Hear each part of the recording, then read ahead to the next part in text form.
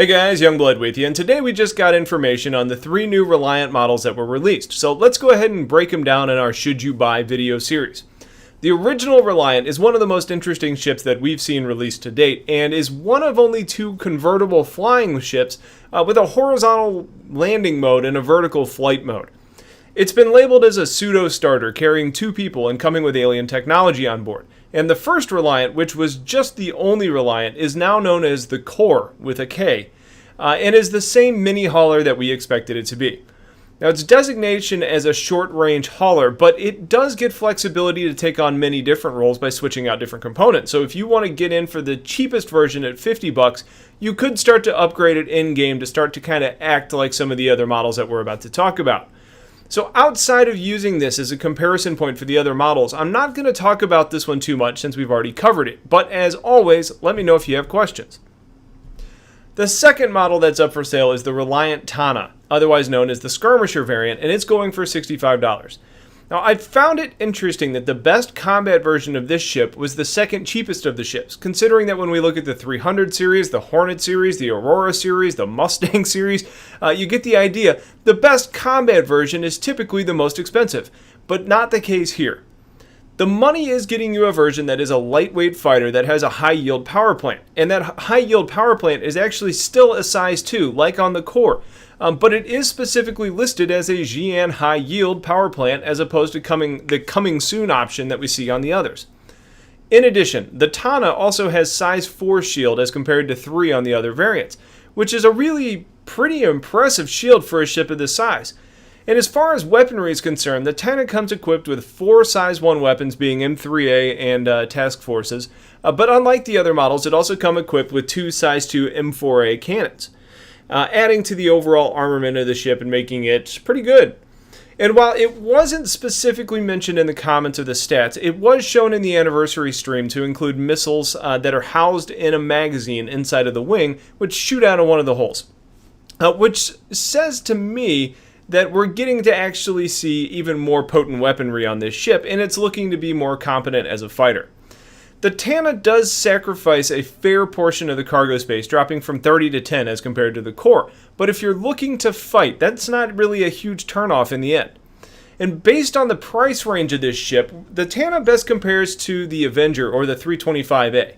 So of those 3 ships, what do you end up choosing?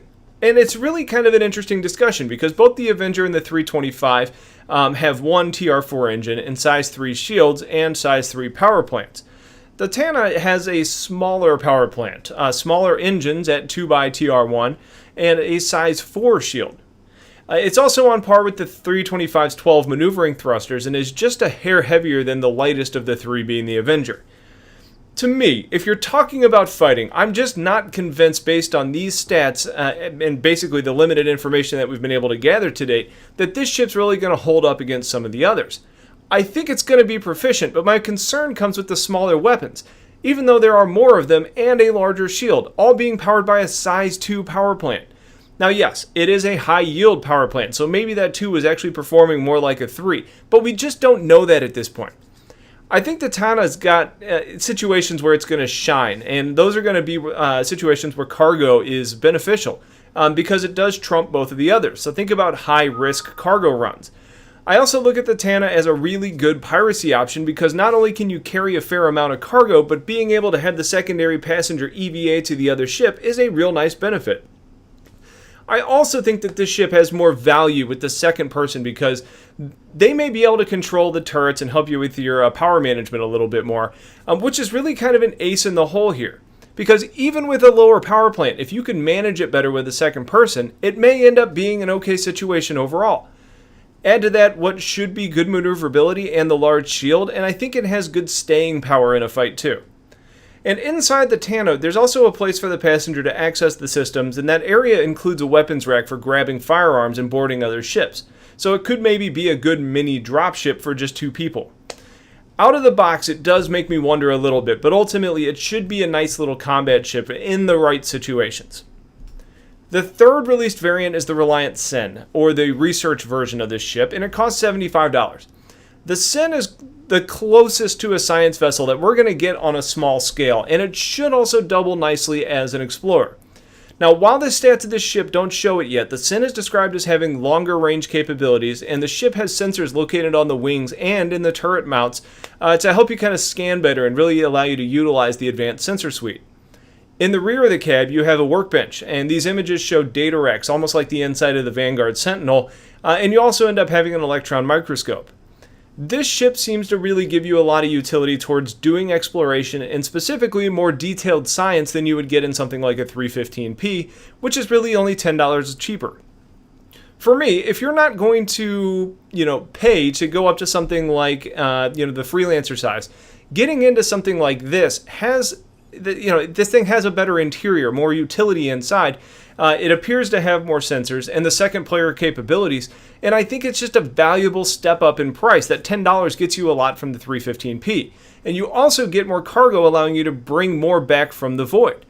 Now, the 315 probably ends up being faster and possibly more durable since it's got the larger power plant and it has the same size shields and with the same size maneuvering thrusters.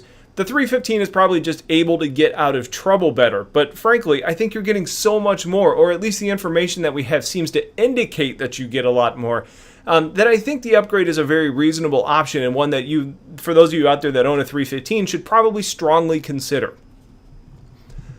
The final version of the Reliant is the Mako, or the news van variant, at $85.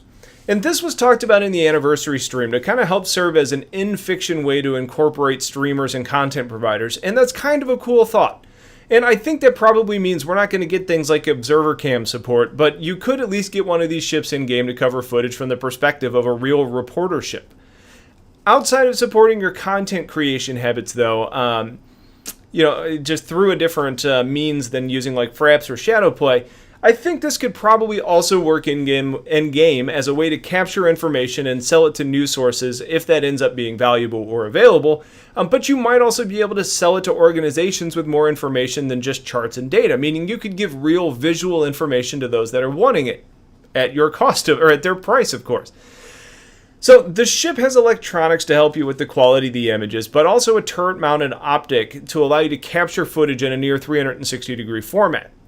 Mako is a pretty cool name for this ship as well when you consider that it's the fastest shark in the ocean. It almost tends to suggest that this should be able to track down those in a fast race or action scenes for that really high quality footage that you want. And while the engines aren't actually larger than the other variants, it does show in the design documents that there's planned to be a modded intake, which could either mean more boost or maybe more afterburner available to kind of help you move faster and keep your action in your sights.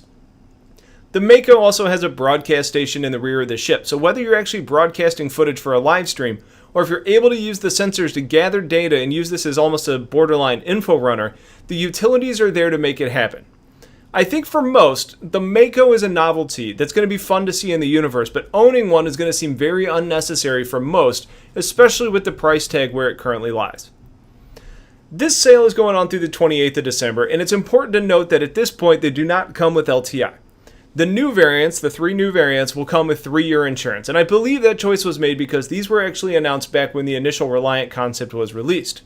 Either way, 3-year insurance is still pretty good, plus you get the additional hangar flare, including the Crucible poster and a Reliant mini model when they're ready for the hangar. Of these ships, I think the Sin gets my wholehearted recommendation. I think it's a phenomenal value and a really good option compared to the other ships. And while the Tana is going to be right for some, you need to really decide what type of fights you want to be in and what your occupation really is going to be.